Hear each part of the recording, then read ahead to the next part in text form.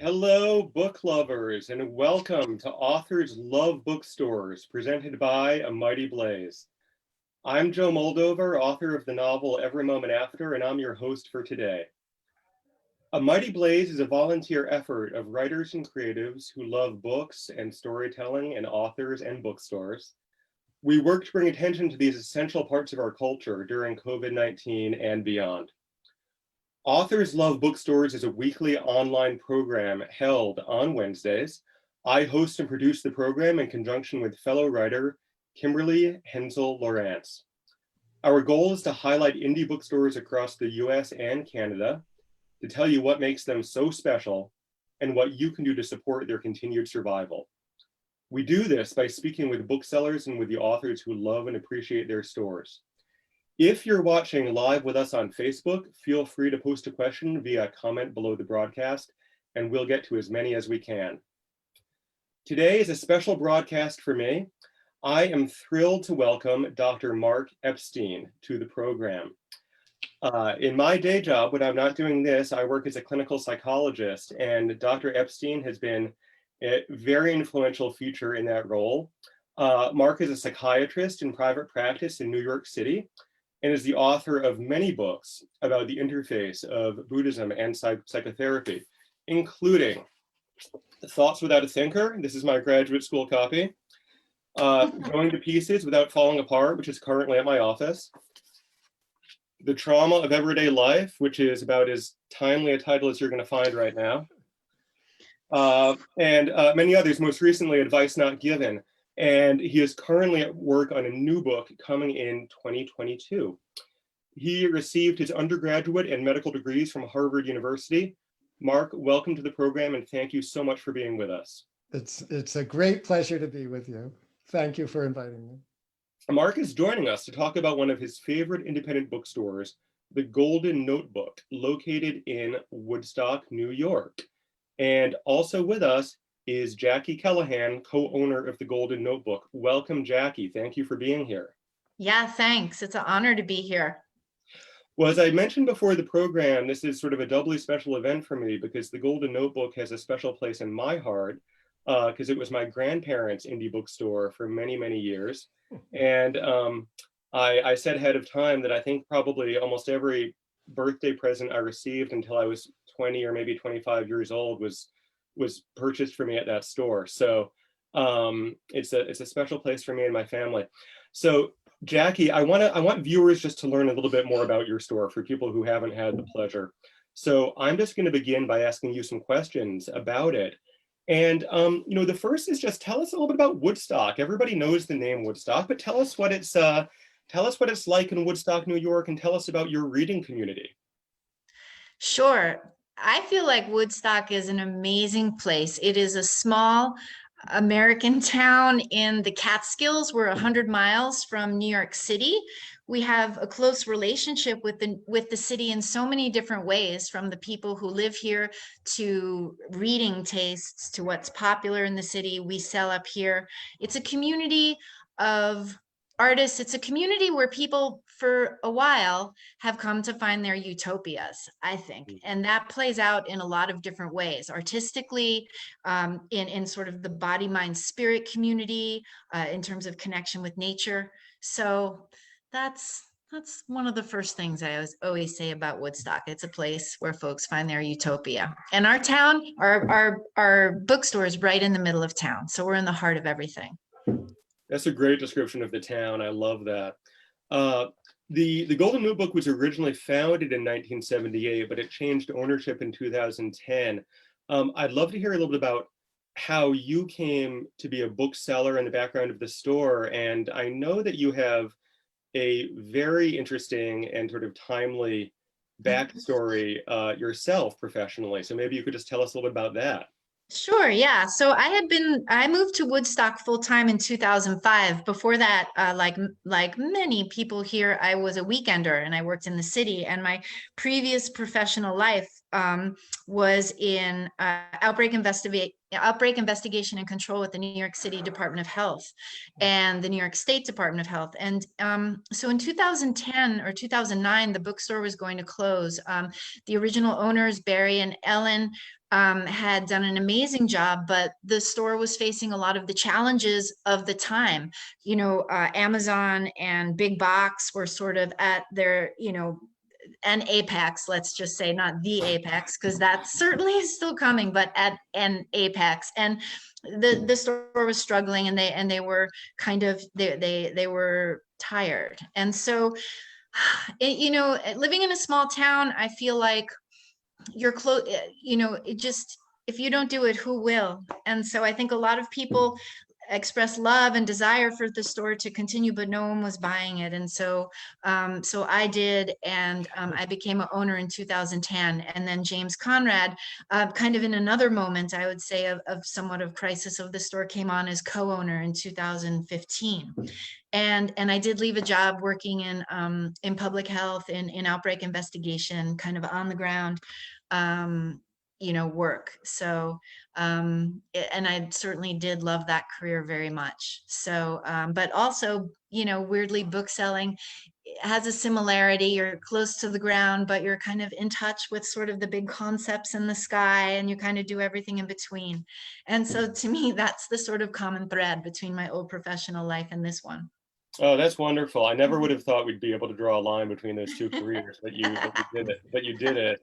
Can you tell us, I wonder if you could tell us either sort of a unique fact about the store that you would love the viewers to know, or just something that you would like viewers to know about the store if they're not able to walk in right now? Well, so physically we're a small store in a small town, just 1,000 square feet. Viewers should know the Woodstock Festival did not happen in Woodstock, New York. And that is definitely the question that we get more than any other question, which is where the festival happened. And the festival happened about an hour and a half from Woodstock. So Yep. that is the most unique common thing that we say on a day-to-day basis. And I would say that we are very fortunate in Woodstock to be in a community of writers, of artists, of intellectuals, of musicians, of dancers, and it's just, and also tourists, from all over the world. And so it's wild to say that we're a tiny bookstore in a very rural area, and yet, like, the whole world can open up to you in so many different ways, through books, and maybe just through the chance kind of physical encounter that you might have with someone else who's standing in the store. So Yeah, and there are a lot of unique people in Woodstock on any given day. Um, yes. it's a great place. I always like to ask independent bookstore owners about events, because events, I think, are events are just sort of fascinating. I know you mentioned that you have 70 or 80 a year during typical times. And I think independent bookstore events can be exciting. They can be unpredictable. They can be harrowing at times. They can be lots of things. I wonder, can you think of an event that was especially exciting or noteworthy or unexpected in some way that you could share with us? We've done it, that it's so hard to answer that question. So I'll tell you one event where there was a surprise, and one event that was just unique. So several years back, we kind of had the unexpected honor to do an event with George Clinton from the famous musician George Clinton, right? And so we were expecting to do this event at a venue that's near us, the Bearsville Theater Complex. And it was exciting, but then all of a sudden he showed up in the store, which I wasn't expecting. And we were just wrapping up another event, which in some ways is the opposite of a George Clinton event. And it was very, like, very, very, it was about a wonderful book called Afterbirth, which is all about mothering. And he just suddenly, like, popped up, and it was like, wow, George Clinton's here. So that was like a surprise. And then several years ago, we also had the honor of doing kind of a signing with the authors Amanda Palmer and Neil Gaiman. And so to kind of warm up that event, we filled this upstairs space of our store, which is very tiny, with about 50 people playing ukuleles, because Amanda has this, like, ukulele song. And so everyone was, like, playing the ukulele, and there was, like, the store downstairs was all crowded with people signing, and that was just another wonderful event. And the only other thing that I would say is I just love all of our events. We do lots of events with local authors, some who are just self-published, and there's always something that's completely amazing about every event that we do. Yeah, yeah, that's great. I love that. And George Clinton's like a pretty distinctive looking guy, right? It's like Very distinctive. when he pops up, like it's not subtle. That's a great story. Exactly. That's a great story. Mark, I want to turn to you, and we're here today because you selected the Golden Notebook to be featured, and I wonder if you would just say a little bit about what you love about the bookstore and just what's kind of special about it for you. Oh, well, the Golden Notebook, I would say, is one of the main reasons why we moved to Woodstock in the first place.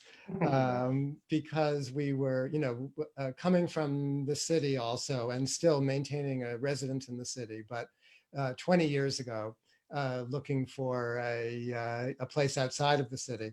And my wife at first was like, I'll go anywhere but Woodstock, because she had the, one version of Woodstock in her head, but she didn't really understand that the cultural tradition of Woodstock goes back at least 100 years, so that there really are artists and musicians and writers and poets and dancers, and who have been coming here way before Bob Dylan and way before the Woodstock Festival. That's why the Woodstock Festival was trying to be here, because of that tradition.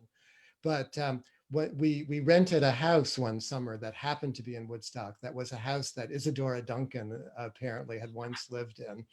And then we started coming into town, and the town was fantastic, anchored by the Golden Notebook. So we could get coffee and the newspaper and browse in a bookstore and take a yoga class and go to a health food store to buy our food. So it had everything that we needed. And so, there's nothing I like better than being in a bookstore. And I've been here through the transition that we were hearing about already, when the store was almost going to close, and then when it turned over, and it's become an even better version of itself. So it's just such a pleasure to be there. That's Uh, great. That's yeah. great. Jackie, is that James you have with you? Who's It is, yeah. Hi, how are you? Hi. So just for our audience, this is James, the co-owner of, I believe, the co-owner of the bookstore, if that's Yes. correct. I'm sorry I'm late. I'm on the planning board too, and so we were tromping through wetlands looking to see where houses could go. So because there seems to be a lot of need for more houses up here. So That's Yeah, great. Well, thank you. everyone's heard about the bookstore. Yeah, that's right. That's The right. bookstore is a magnet, and people are They're all just showing coming. up. Well, welcome, and thank you so much for being with us.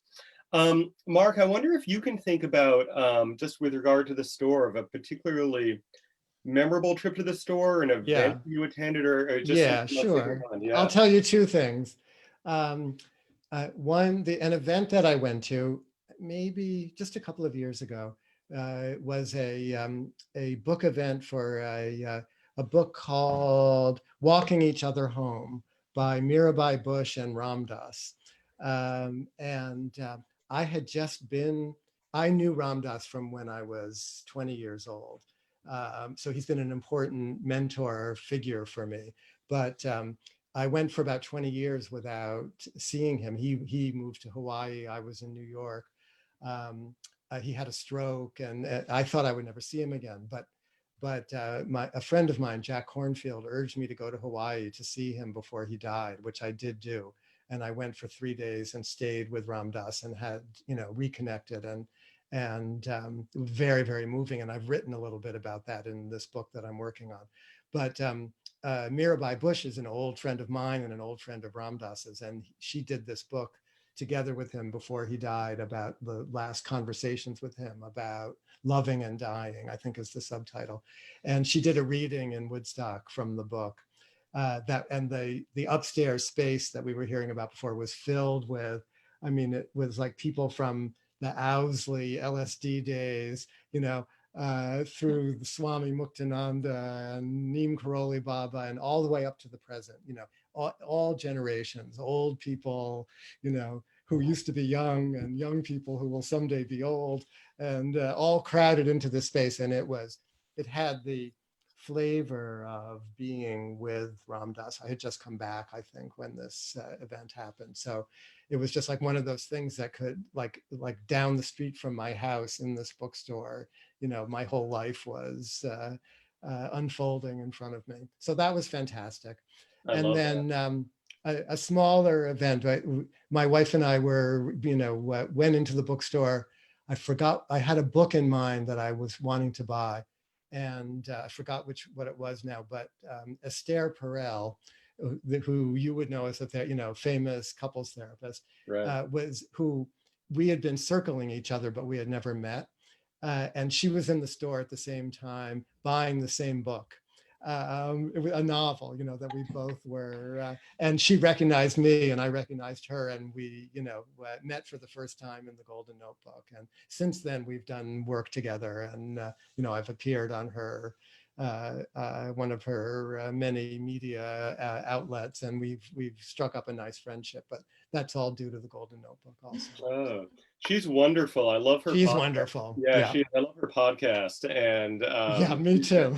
yeah, Where she has couples on the podcast and does an hour and a half consultation with them, and then condenses it down to 45 minutes, and unpacks the couple's dynamic for her yeah, audience. she's very wise, but she also manages to be very funny, which for me Mhm. is kind of the most winning combination.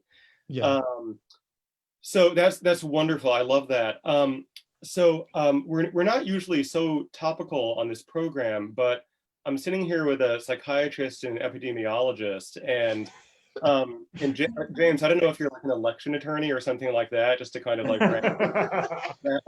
round out the Not technicalities. yet, no. But Let's hope not. we're obviously having a moment, and I don't usually read authors read their work back to them, but I did want to read something just for the audience, which is something that you wrote, Mark. You published this in the New York Times, I think maybe 2 years ago, and Maybe longer. I think longer it might ago. have been longer. Yeah. If it's what I think you're going to read, Okay. from the trauma of being alive. Yeah. Yeah, I Yeah. think So that it's a might be little longer. longer, but Yeah, I'm just going to read this. It's a little bit of a passage. I'm just going to read it and then just sort of ask sort of how it strikes you now. This is Mark's work. Trauma is not just the result of major disasters. It does not happen to only some people. An undercurrent of trauma runs through ordinary life, shot through as it is with a poignancy of impermanence. I like to say that if we're not suffering from post-traumatic stress disorder, we are suffering from pre-traumatic stress disorder. It's a good line. There is no way to be alive without being conscious of the potential for disaster. One way or another, death and its cousins, old age, illness, accident, separation, and loss, hangs over all of us. Nobody is immune. Our world is unstable and unpredictable and operates to a great degree, and despite incredible scientific advancement, outside our ability to control it. So,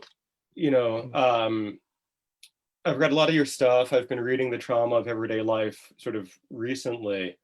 But that passage in particular just kind of struck me. And I wonder how it strikes you right now. It makes me cry a little bit hearing you read the words. I'm sort of surprised at that. But so I'm kind of proud to have crafted the words that it'll still elicit an emotional reaction. That's right. I wrote that. I mean, I wrote that after my father died. He had died a couple of years before, I think.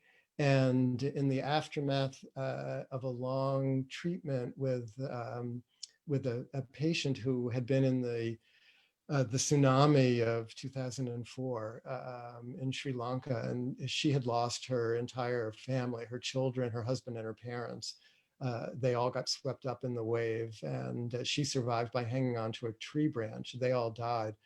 And a year later, she ended up in my office somehow by some, strange set of circumstances. And I worked with her for, 7 or 8 years, processing that huge trauma with her, trying to process that. I mean, that impossible to process trauma. And she wrote a beautiful book that I think they have in the store called Wave. Her name is Sonali Dharanayagala. A British Sri Lankan origin. She was an economist. She wasn't a writer, but out of our working together, I encouraged her to write down what she was talking to me about, and that book eventually materialized, and it was a beautiful, beautiful book. The Times picked it as one of the best of the whatever year it came out. But what I learned from working with her is that even that huge trauma, way beyond anything that I could personally want to relate to, but that those losses weren't beyond the ken of my understanding. Like she had it all condensed into one moment where she lost everybody, but we're all, and this I know from my immersion in Buddhism and whatnot, we're all fated to be separated from those that we love one way or another. We die or they leave or we leave or whatever happens. So that's that undercurrent that's running through life. If we haven't experienced it already, like she had, we're fated to experience some version. And that's what made the therapy work, I think, with her, is that I didn't set her up in some category of the extraordinary, but that even those losses, which were so intense, were the everyday losses that really we all have to deal with, and somehow that got translated and began to make sense. So I think I was processing, other stuff too, but those were major things I was processing when I was writing that piece. Yeah, I mean, that's exactly the way that it strikes me, is that what I think is beautiful about that passage is the way that it captures the universality of loss. And, at a moment like this, I just think that's something that we're all grappling with. That was the Buddha's big teaching, 2,600 years ago or whatever. He framed it as dukkha, the word he used in the first noble truth. Dukkha, usually translated as suffering, but the word actually means, if you take it apart, ka is face. So dukkha means it's difficult to face, hard to face.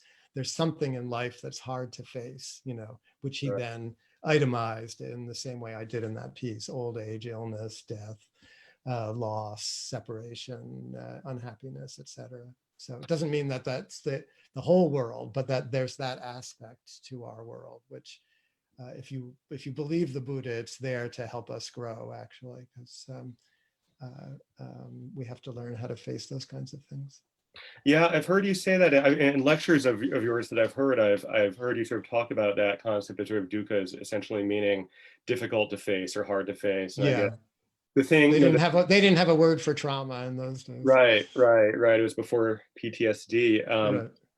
But I mean, I guess part of what's happening right now is just sort of being forced to face things, whether we're ready to face them or not. Jackie, I wonder if I could sort of come to you with some of this. I think part of what an independent bookstore does in a community is that it's, a hub, especially for people in the community who are, who are really sort of intellectually or progressively minded. And I wonder if you would just sort of say something about what you think the role of literary community, of literature itself, of books, of reading is, sort of at really difficult moments like this one. Yeah, I mean, that's a great question. I think that and James will definitely answer this as well, but I do think that listen, people are finding solace in books and in reading books and connecting with the stories that are there, right? And I think that, anything that we can do to help facilitate that, either by having, like, for instance, James hosts a monthly book club where people connect over Zoom, and that's been very, very important. I don't know. That's just my first answer, which is that books connect us. They're providing, some escapism, some distractions, a place to find a deeper meaning through this very, very difficult time. In many different ways. What do you think? Yeah, I think. Take off your mask. Oh, okay, I'll switch it. A couple things that come to my mind is after the last election, I felt incredibly fortunate to be coming to the store every day, to kind of be around people coming in here and who were upset or who were confused or who were frightened, and there was just something I can't quite explain. Like, I mean, I'm sure all other types of stores and businesses have that same type of thing too, but something with books just made it like a little bit more bearable. You felt a little bit more of a, you were in good company, and you could escape, or you could try to, you know, study more, or you could try to be inspired, or you could try to, you know, all that. And COVID was a huge challenge. You know, first of all, it shut our doors, and you know, our town was very kind to us, where they let us actually still sort of stay operating with delivering of books and doing curbside pickup, even though we technically weren't sort of essential, but our town kind of made us essential, and I thought that was rather a nice thing to do. But when we reopened, we had such a pouring of, you know, support, and you know, just, oh, we missed you so much. And I thought about it too, and I was like, God, before I was here at the Golden Notebook, going into a bookstore was just like my favorite thing in the world. And the idea of not being able to do it for 3 months for a lot of people is really hard. So, you know, it's important. And I feel I could not move, like Mark was saying about very nicely about the Golden Notebook in Woodstock. I could never move to a town that did not have a great bookstore. I could just not do it. I would just be like, I have to move. You know, I can't live here, you know? So, you know, it's just, I'm happy to hear that from Mark. Yeah, yeah. But it's serving a therapeutic function also, that thing about the community, and that people can come in and talk, you know, in the treatment of trauma, they talk about the most important thing is the setting up what they call a relational home, you know, a place where feelings can be accepted and metabolized. And so I think what you're describing is in some way the bookstore as relational home. I think that's wonderfully said. I want to get to a couple of questions we have coming in, just relay a couple of these. A lot of the people who watch this program are writers themselves. And so a question about writing for you, Mark, and I'll just kind of tie in some of what I know here. I've heard you say, I think in a lecture from some time ago, that you write one day a week, and then, you know, you're practicing psychiatry the rest of the time. I don't know if that's still your practice. Yeah. I find that amazing that you've been as prolific as you've been, writing one day a week. But the question is, you know, is that still your practice? And then also, what role has reading and writing played for you over the past 7 months as we've been going through everything we have? Well, yes, it's still my practice, the writing of one day a week. It used to be Wednesday, but now it's Monday. And if you write one page a week, then in 2 years, you've got, like, you know, a book, 200 pages or so. So that's worked for me. I'm not, the way it's worked is that it's kind of simmering in my head, you know, at night when I'm going to sleep, or occasionally when I'm with a patient or whatever. And so I might get in the intervening week, I might get one idea of where to go next in terms of, you know, and so if I do get that idea, then I'm all set for the next writing day, you know, because I have a place to start. But it also gives me space from what I'm working on. So when I sit down and start, I have to read from the top, whatever I'm working on, you know, so it takes half the day to write the next sentence, because I have to read through and sort of tinker with it, but to get back into the head of it. But if I have an idea of where I'm going to go, that's come to me in the intervening week, then that makes that writing day a little bit easier. Right. And what was it? Oh yeah, the past 7 months. The past 7 months, the COVID time has been good for me. In terms of writing, I signed a book contract just in February. I think it was in February. I you know, signed the contract. I had written an introductory chapter or two, and I had the idea of what the book was going to be, but it was all you know, official by the time that that the virus really set in. So I used the time I had available, you know, a little bit on the weekend and then the Monday that I had set aside, and I got a lot done. It actually, I'm almost done with this latest book that I've been working on, I think. Can you tell us about it? Can you tell us a bit about what it's about, or yeah, I'll try. It's the heart of it. in 2019, during that year, I didn't know what I was going to be writing about. So I made a task for myself to try to pick out one psychotherapy session during the week where my Buddhist influence might be peeking out, might be showing itself in how I was working with a given person. So I decided to try to write down, like in process notes kind of thing, which I don't usually do, but to try to capture the essence of what happened between me and the patient in one particular session during the week. So for a year on my writing day, I wrote that up. But I could hardly stand to look at the session. I just wrote it and then put it away for a year. And that year ended, in December of 2019, just before COVID.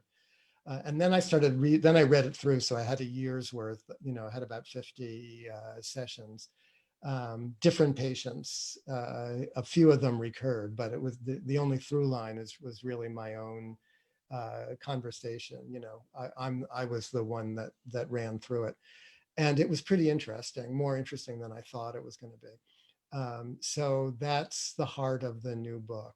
And I've gone through and written a reflection or a commentary on each section, and kind of molded it into a book.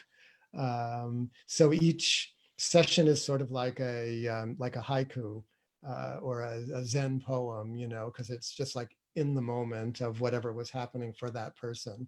And so I started reading a lot of Zen poetry. And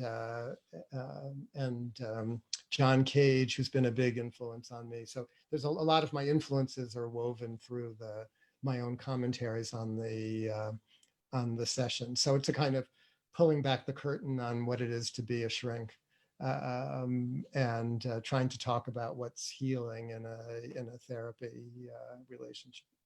Oh, that sounds fabulous. That's the hope. Fabulous. So that'll be 2022. So 2022. I think it might be called the Zen of therapy, finding a hidden kindness in life. That would be the subtitle. Oh, that sounds great. Fabulous. Yeah. Wonderful. James and Jackie, I want to come back to you for a moment. The audience loves the stories about Woodstock and the people in Woodstock and the people who have lived in Woodstock and things like that.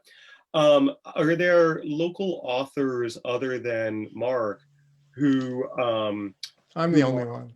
Right, just Mark Epstein. Yeah.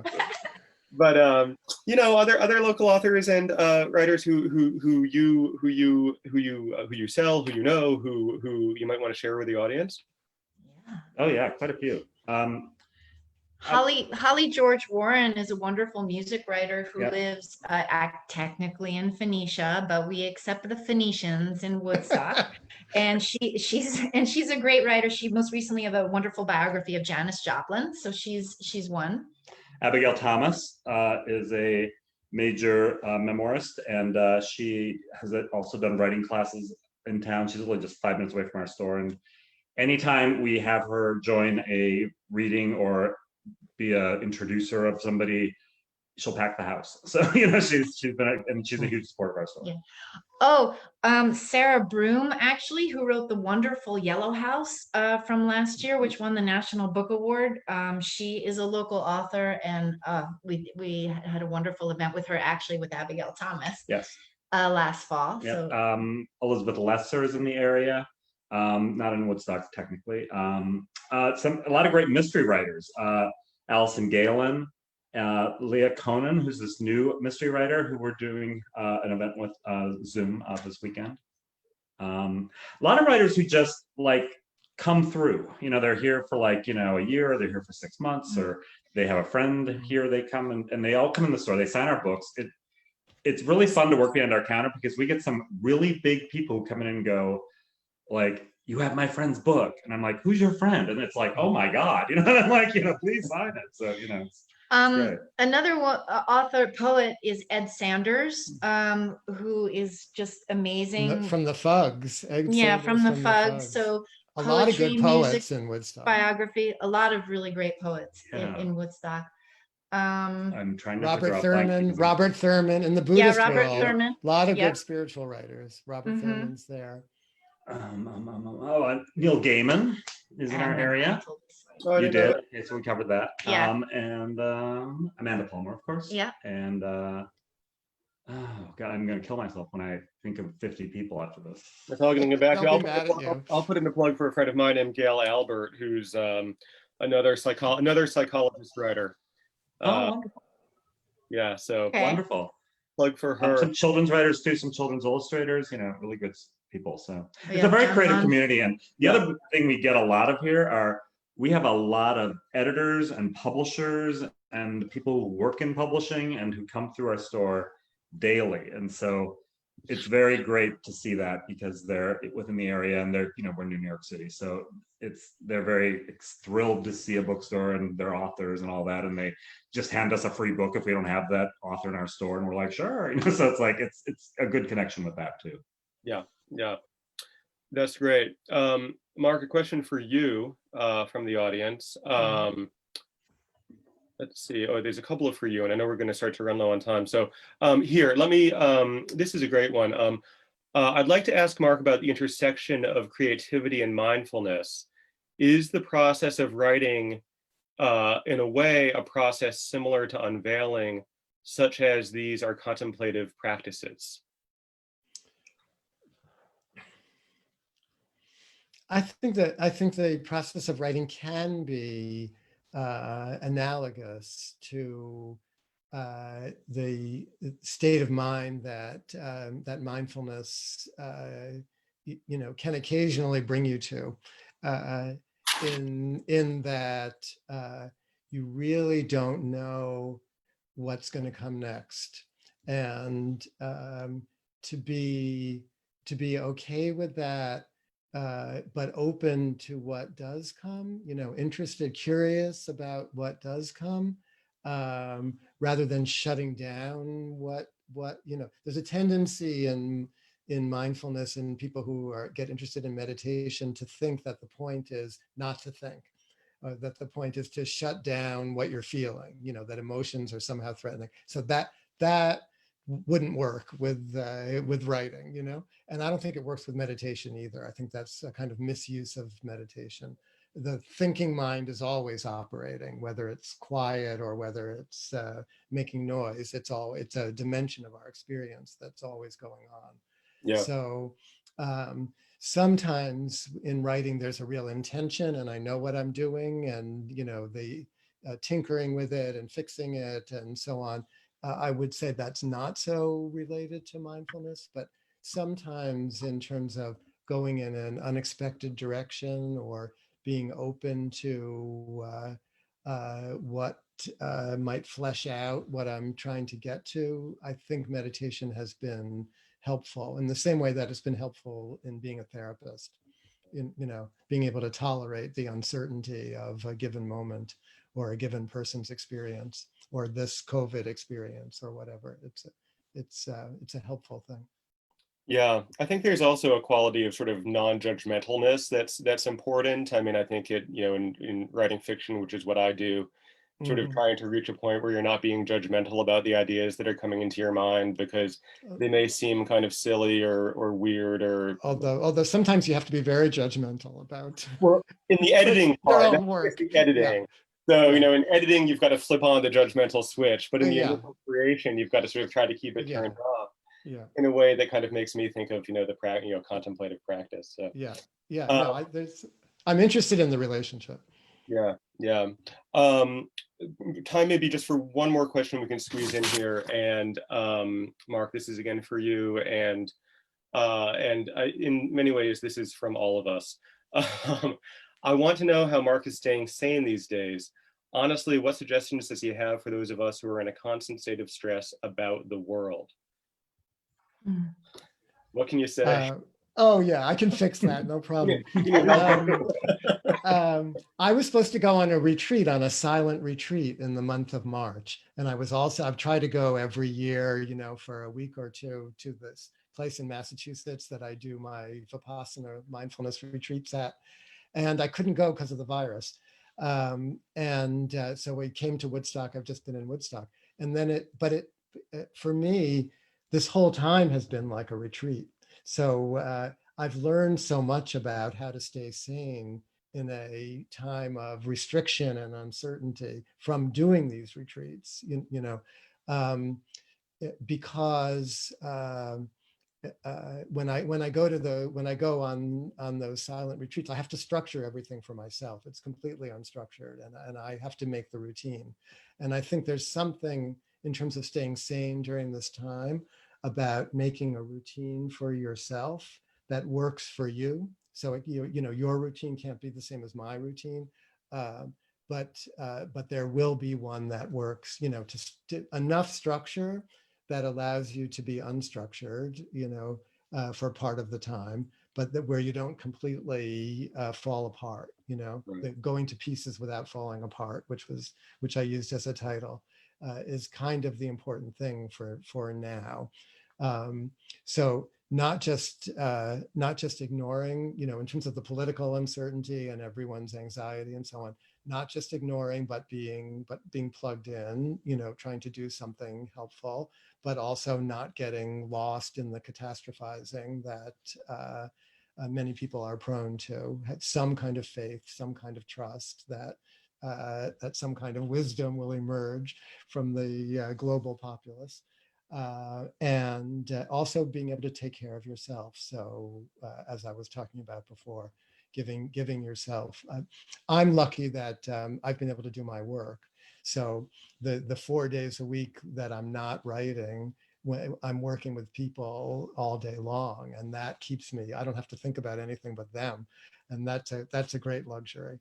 Right. But many people I know are, who are at home with their families, have no time to think about themselves either, because they're having to make the next meal. So that actually helps to keep people sane if it doesn't drive them crazy. That's a great answer. That's a great answer. It's an attempt. We need to take care of ourselves, and we need to take care of these stores that we love, Right. and the parts of our community that we love. And James and Jackie, tell us what the audience can do, what people can do to support the Golden Notebook at this time. You're doing online sales. You are open to foot traffic at least part of the time. Tell us how the audience can support your store. Well, we'd love it if you don't live in Woodstock or anywhere near. You could certainly support us by going online to goldennotebook.com and ordering a book from us. We will ship it to you. So that's one way. And bookshop.org. I don't know if you talk about that yet or anything like No, that. I Okay, can, yeah. it's a new platform that's competing with Amazon now, which basically is Amazon, but it's for independent bookstores. And you can just go on it and order your books there. They give discounts like Amazon. They ship directly very quickly. Or you can actually pick your local bookstore that you want to support and go to their page on there to buy the book. So either way, we get money from this, but it's just a great service for all independent bookstores. So people should definitely do that, and just support your local bookstores. When people come in our store and say our town used to have a store like this, I'm so sad, and I'm like, well, you got to support the store. It's not going to be there, and I know that high rents are something that nobody can fight, but it's really important that you do it. So it's great to hear it.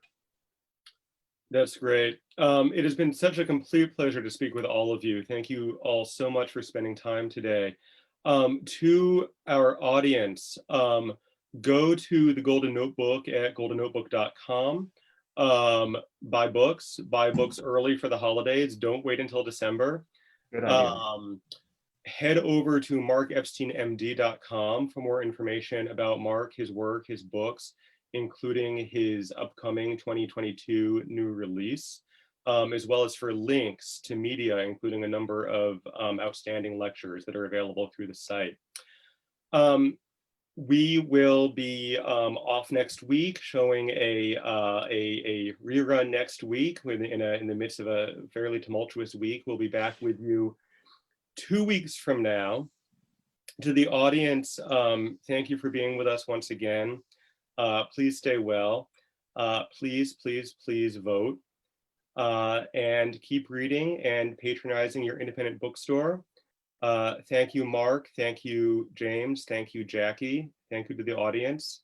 And be well and keep reading. Thank you. Thanks.